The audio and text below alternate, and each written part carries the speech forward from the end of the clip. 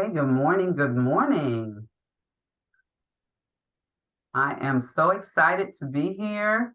I'm excited to have this opportunity to share with everyone what some of the things that I have experienced, and I hope that it will be an inspiration to you all. All right, so my name is Deloris Wallace-Brown, and I am the Director of Organizational Management at Morse College. And the Organizational Management Program is a program for degree completers, people who have about 60 credits. They come in and finish out. I'm also an avid researcher. I'm very, very interested in research. And that's why I'm excited about sharing some of my experiences with you. And hopefully you will enjoy this presentation. And we have some things that we want you to learn. There's some takeaways from this that we would like for you to learn. So first, I think it's very important that we kind of wrap our minds around what is research. Okay, of course, we have a mixed group in the audience. I'm sure we have some senior researchers, but for those of you who are like, I think I can do this, I'm interested in doing research. So I am going to share a short video. Why is research important? So Deloris, we aren't able to hear the audio, so you may have to, we pause it, and then you may have to share the function on the top to say share audio as well. Okay, let me take it back just a little bit. Okay, there we go.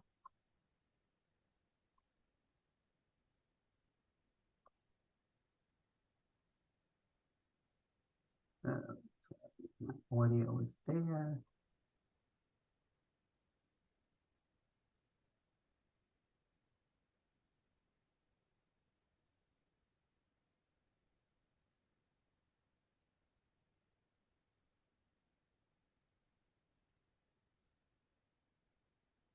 Okay, just bear with me a minute.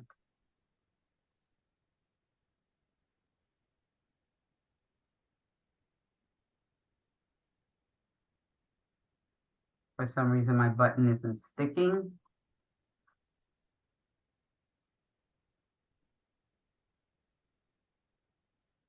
Okay, let's try this again.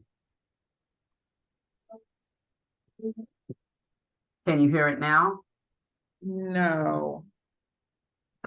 Okay. Let's make certain that the volume is up. My volume is very loud. Okay. Let me go back. Maybe let me try it one more time.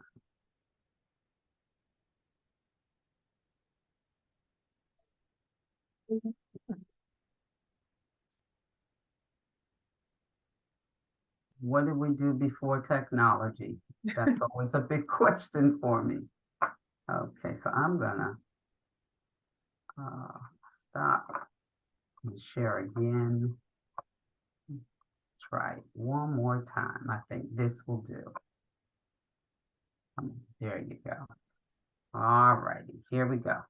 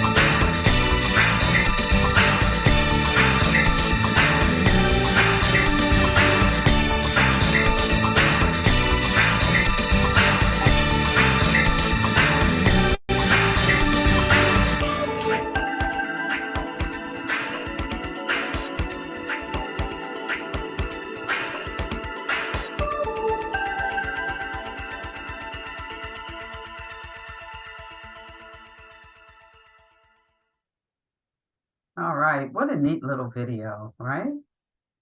Okay. All right, so now that we have our minds in a research mode and thinking about how important research is, we're going to talk about some of the key takeaways that you'll get from this talk. So number one, I want you to be able to reimagine your outlook on research and scholarly activities. Number two, I want you to consider the research and scholarly activities void created by retiring baby boomers and how this major disruption yields new opportunities for non-traditional researchers at HBCUs. Number three, I want you to be able to walk away with some new information about research faculty compensation models. Number four, how to find scholarly activities and research opportunities and call for papers. Number five, and most importantly, I want you to be able to awaken and ignite the passion for research within. I believe you came to this talk because there's something down inside that's telling you, maybe I need to start thinking about research if you're not already doing it. And thinking about different ways to find those opportunities. So let's get started. All right. As you all know, there's been a changing of the guards from baby boomers to millennials and so on. Okay. During the third quarter of 2020, close to 28.6 million baby boomers retired from the workforce.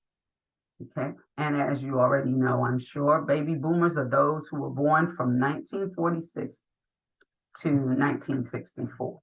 So this is just a little chart for you, but there has been a drastic change that has taken place. And as you all know, long time ago, there were larger families, people having, especially in the African American communities, and those who worked in rural areas on farms, about 10 kids.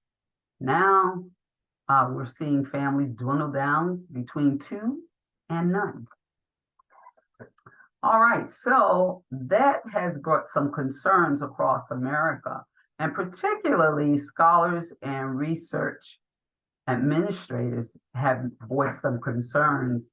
And we're going to talk a little bit about one of the research articles that I read. And these are some of the things that was in that article.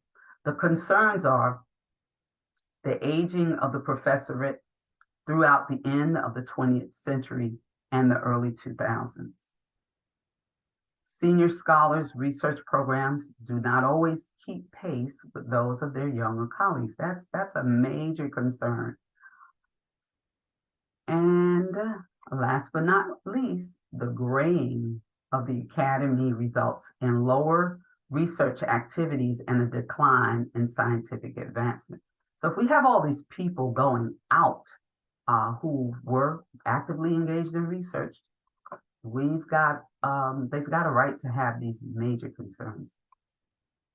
So I want to ask you a question.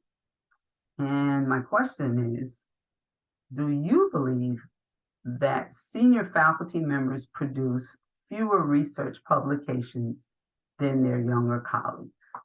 So as we see this shift going on in HBCUs, what do you think? Do you think that as the graying of the academy takes place and those who are still working in academia, do you think that those senior faculty members are producing fewer research publications than their younger colleagues? All right, we're going to take a poll.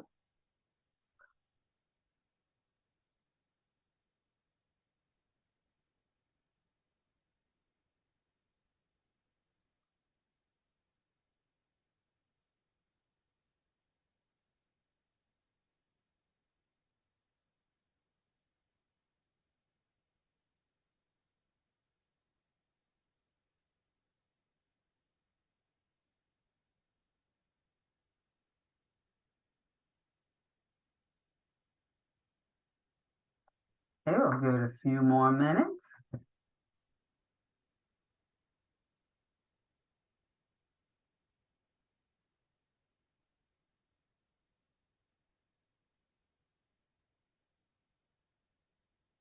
All righty.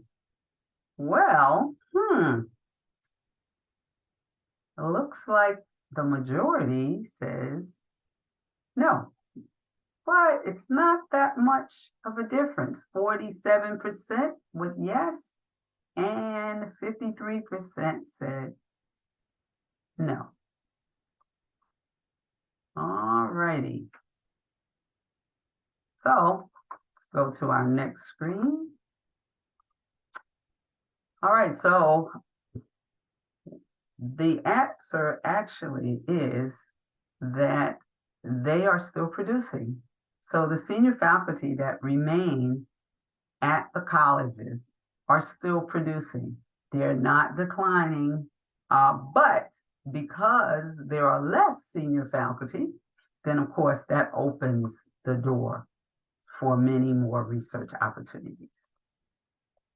All right, so now I'm a believer that the person who's doing the majority of the talking is doing the majority of the learning. So I really believe in collaboration and group work. And as you know, if you teach online, we always want our students to engage, right?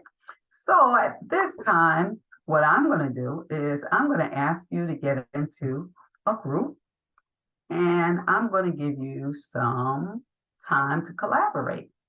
All right. And in your group, I want you to introduce yourself.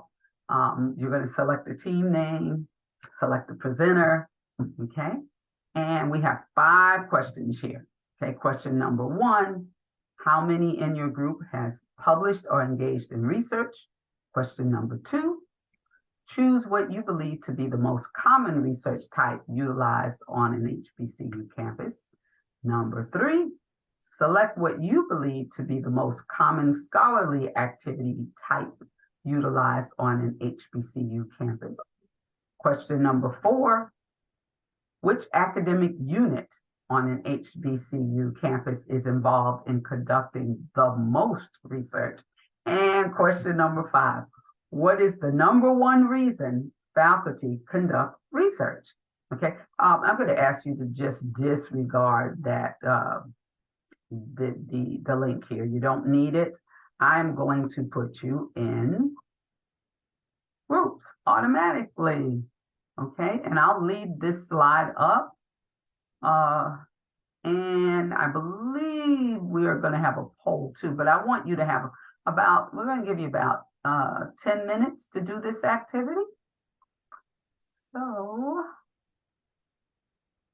And Dr. Wallace, I don't think once they get into the breakout rooms that they'll be able to see the questions again. So I will put that link in the chat so that you all will have access to the questions once you break out into your breakout rooms. Wonderful, wonderful. Thank you so much. You're welcome. Right.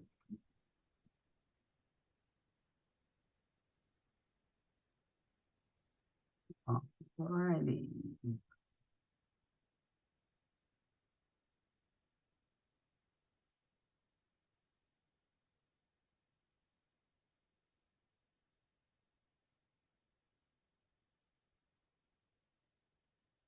Okay, you should receive an invitation to join a breakout room.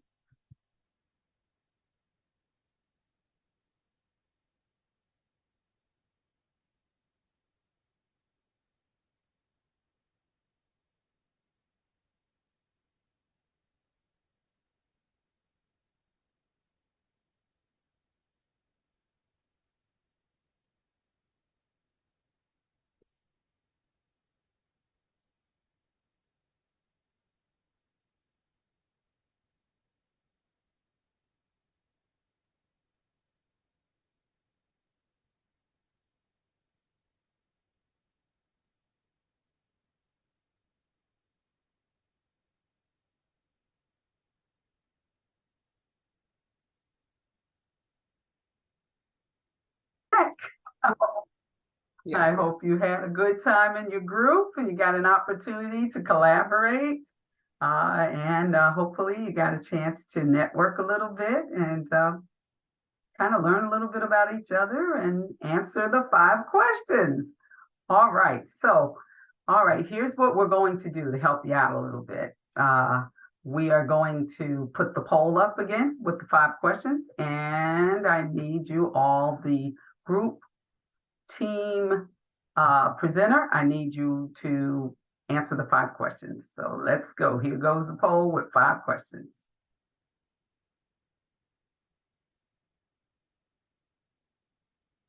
All right, good morning, everyone. This is from Dr. Richardson's team. And question number 1, everyone in our group have engaged in some type of research activities on their campus.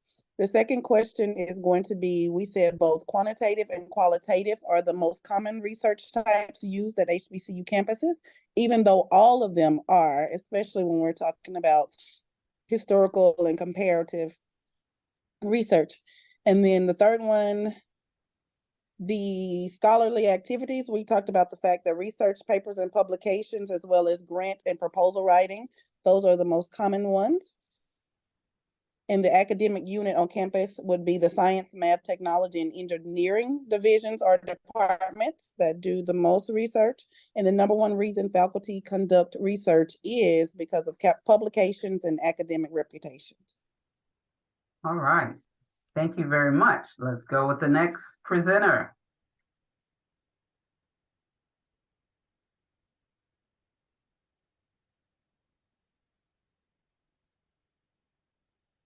Hey, don't be shy.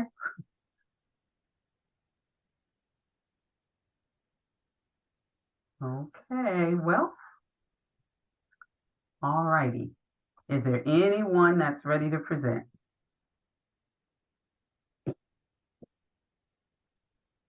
All right, so let's take a look at the poll. As you can see, here are the answers.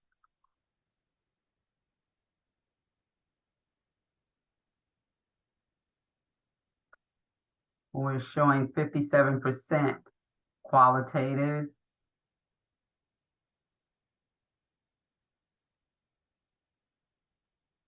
Oh, let's see. No one. For breakout room 1, I believe I chose other because we was saying that it was both quantitative and qualitative. It kind of depends on the discipline. And so other, the last thing we mentioned was like, hey, what about mixed methods? So that's why I chose other for that one. Oh, okay. All righty. All right. Here's the rest of the answers.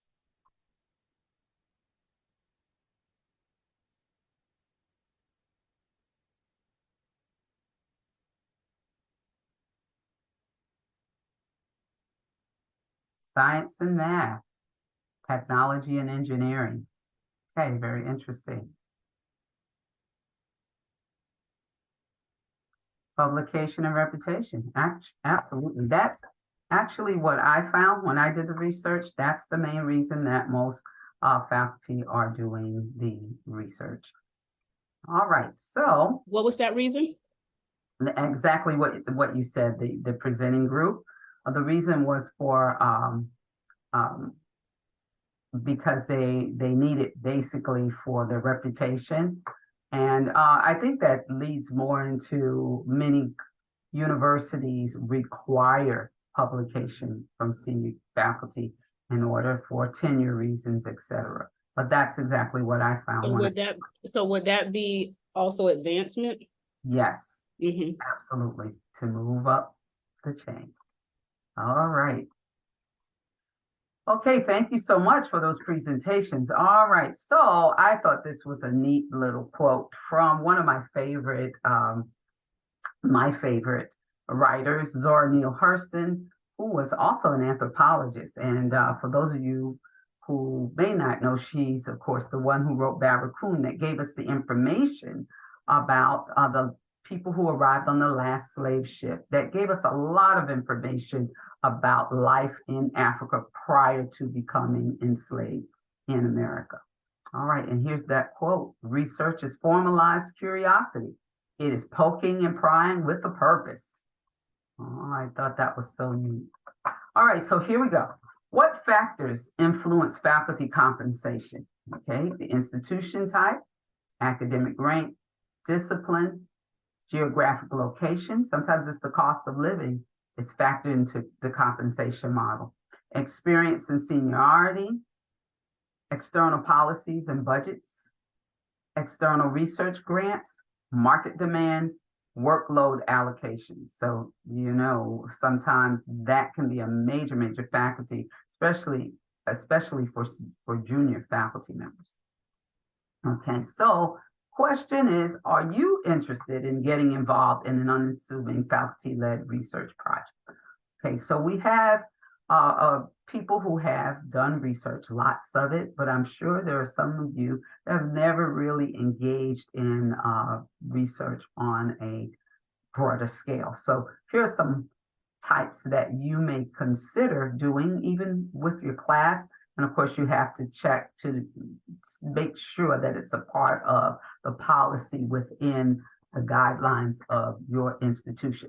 So there are histories of communities, small-scale social surveys, microhistory studies, language and dialect studies, local economic impact assessments, public art and community identity, educational intervention in small schools, health and well-being in aging populations, urban planning microprojects, heritage preservation techniques, community-based environmental initiatives, environmental justice initiatives.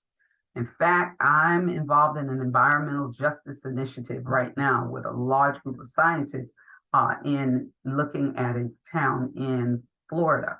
And it is phenomenal because it deals with so many aspects of environmental justice. Another area that I'm interested in is public art and community identity, because I live in a small rural community that has now become a major art festival called Arts Fields. And it is it's becoming an identifier for our community. So there are a lot of areas that you can pick that you wouldn't always think about to do research. So where do we get the opportunities? Because I know you're ready now. You started the juices flowing by talking to your colleagues, and you're ready to engage in some research. So here's some opportunity. Conferences, of course. There are conferences that are always asking for calls for papers and presenters, presentations, sometimes even poster presentations, journals, academic conference websites, online calls for paper directories. There's the website for you, callforpapers.com, and CFP list. Okay, academic associations and organizations, universities and department websites, libraries, research centers, online academic platforms, and as you can see, it goes on and on. All right, I wanted to just tell you quickly about a little organization. It's called National Science and Engineering Alliance. And this is a spinoff from an organization called SEA. And basically what they do is try to find opportunities for those at HBCUs. And this is just a little model of that particular organization. And basically, I've already told you what they do, but they always are in need of researchers. So if you're interested, there's some information there. These are some of the research opportunities that they've done over time. Most recently, the NEON initiative by the National Science Foundation. There's so much here, but you can follow up online. Now, here's what's important. Now that you're excited about research and scholarly activities, I want you to send a text message to the researcher that's in you, the future researcher that's in you. And then by tomorrow, I want you to revise that text message. Send it as an email to an accountability partner, requesting a time to meet to brainstorm and discuss next steps and research agendas, etc. Thank you so much. That ends my presentation. I hope you got something out of it, because I had a great time presenting. Yes, and we appreciate you for presenting on this topic today. We hope that everyone was able to have, fruitful conversation in their breakout sessions, and you were able to meet colleagues from other institutions. So at this juncture, before we move into Q&A, I did want to do a plug for the evaluation that I mentioned earlier in the presentation. So if you could take some time right now to go into our evaluation form, we'll also put the link into the chat so you can click on it via chat, and just give us some feedback about your experience today and about any other topics that you'd be interested in learning about in the future, because we will be doing additional sessions later in the fall as well as in the spring for the academic year. And if you need to get in touch with us, the TLC team, our contact information is published there on the screen. So you can always email us if you have any questions, comments, or concerns about any of the offerings that we have for our member institutions. And then lastly, please connect with us and continue the conversation on our LinkedIn. So you can, scan the QR code that's on the screen right now, or you can go onto our LinkedIn page, and I will also publish a LinkedIn page for everyone so that you'll be able to watch the video that we recorded here today, as well as continue the conversation in terms of commenting and chatting after we publish this session later this week. So if you want to move to the next slide, we will open it up for questions and answers. And for you all to converse and engage. I know that some folks have classes, so thank you. If you do have to run for a class, thank you so much for joining us and tuning in today. And if you aren't, running or rushing to a class, we will keep the classroom and the Zoom open until about 1 o'clock Eastern time. So we have the next, 15 or so minutes to engage with other folks if you want to. Are there any questions?